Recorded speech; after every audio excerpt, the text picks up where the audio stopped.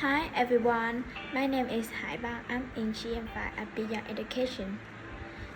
In today's rapidly modernizing sport, cultural heritage is often associated with physical structures such as monuments and historical sites.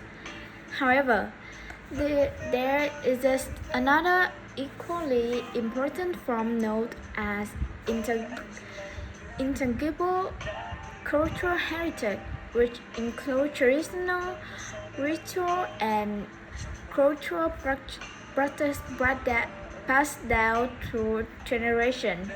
These living traces play a vital role in shaping cultural identity and preserving the richness of human civilization. You know that the towers of Pisa, Machu Picchu, the town Chamas is appropriately known that them as a famous UNESCO World Heritage Site, like the structure and monument of great value. But what about the Mediterranean diet, the Beijing Opera, or the art of pizza making in Naples? What do they have in common? Traditional like this are known as intangible cultural heritage. In contrast to UNESCO World Heritage Sites, intangible heritage does not include buildings like palaces and temples. Instead, they include traditional art forms such as music, dance, craft making, and traditional food. Living and traditional food. Living traditions are an important part of a place's culture. UNESCO began to identify cultural tradition in 2008. Among the first of the list were the Puppet Theater of Salices and Mexico Day of the Death Festival. By 2017, UNESCO had approved more than 300 diverse practices.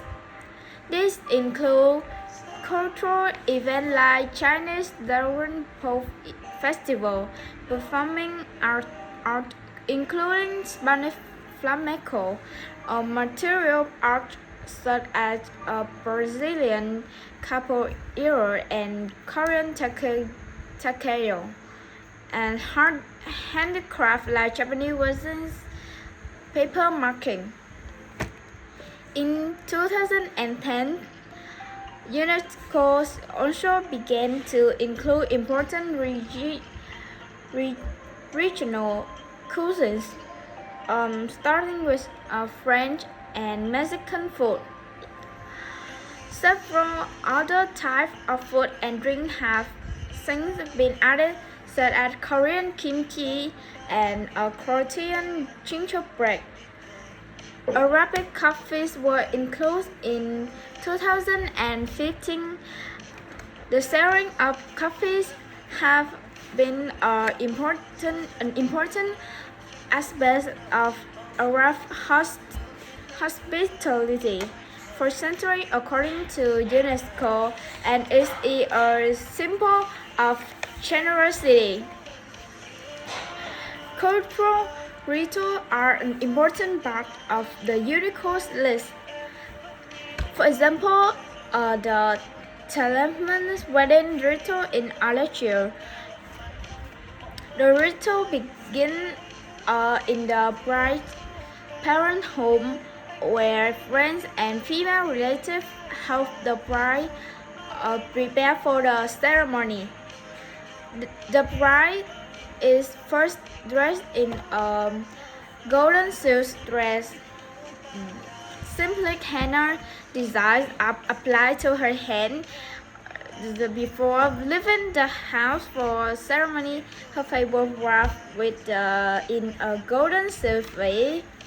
Later, during the wedding feast, the bride removed her veil, ready to be married. The traditional have passed down from one generation to next and mark the community's cultural identity. Some of the cultural items on the list are dying out and in need of protection. For example, the old saddle traditional weaving in the United Arab Emirates. The tradition was one widely practiced by community of desert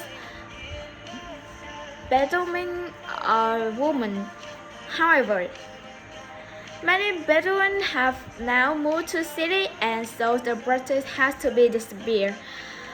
Today, Osadi is mostly practiced by older women whose numbers are declining. The main goal of UNESCO is to promote peace through respect for the world's variety culture and common humanity. It is hoped that by bringing attention to cultural traditions such as Osadi, they will be more likely to survive. Cultural traditions are important to fight for, says Cecily Dover of UNESCO. The more globalized the world becomes, she said, the more important it is not lose to this tradition root.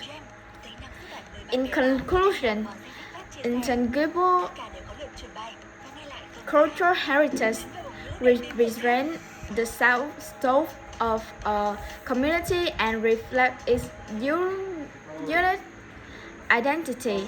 Despite the challenge posed by globalization and modernization, it is essential to protect and preserve these traditions.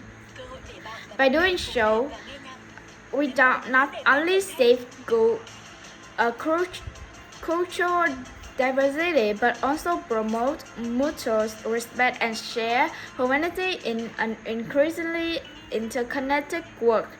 That is the end of my speaking time for your listening. Goodbye.